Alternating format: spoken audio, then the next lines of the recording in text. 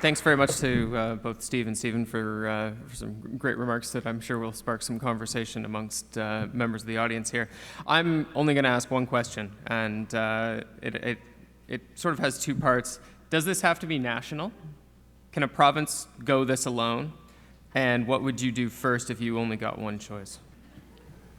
Does it have to be national? No, it doesn't. I think there are several larger provinces that could actually engage in substantial pharmacare reform of the kind that we've been talking about on their own. I worry that we cannot progress as a nation, though, on pharmacare, and by that I mean making sure that smaller provinces, in particular I'm thinking population size and economic advantage, aren't left out.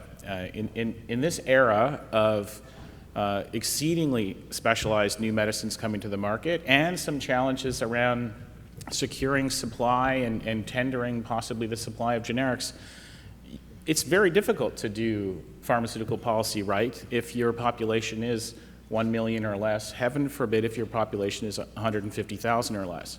So I think at some level we will need leadership from the federal government to make sure that there isn't a postal code pharmacare system in Canada. But between now and the day that we have a government that has an appetite for that kind of involvement, I think that provinces might be able to do something innovative. British Columbia, Ontario, Alberta, Quebec, they could all possibly do something. They have the population sizes, they have the expertise to do something creative and not need the feds, and perhaps actually create that compelling model that gives the feds the incentive to say they'd like to nationalize it. I would say no, it should not be national in the sense of I don't see the point of having one of Medicare's core programs national and all the others provincial.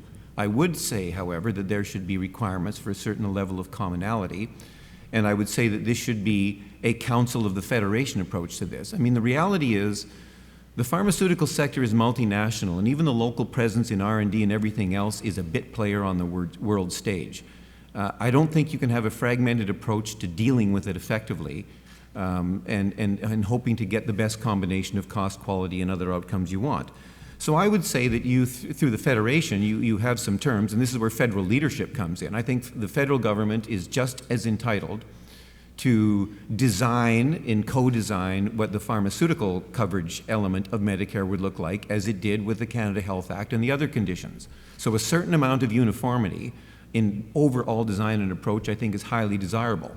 But I think there should, of course, be provincial, local administration, emphasis, innovation, creativity on the policy front, and so on, and you'll get the best of both worlds. And on the things like purchasing and everything else, of course, the provinces would be very wise to collaborate, refuse to be whipsawed, and be expected to sign non-disclosure agreements that we're going to give you a deal, but you can't tell your neighbor. That's just lunacy that people participate in under the delusion that they're all going to be winners. Actually, they're all losers.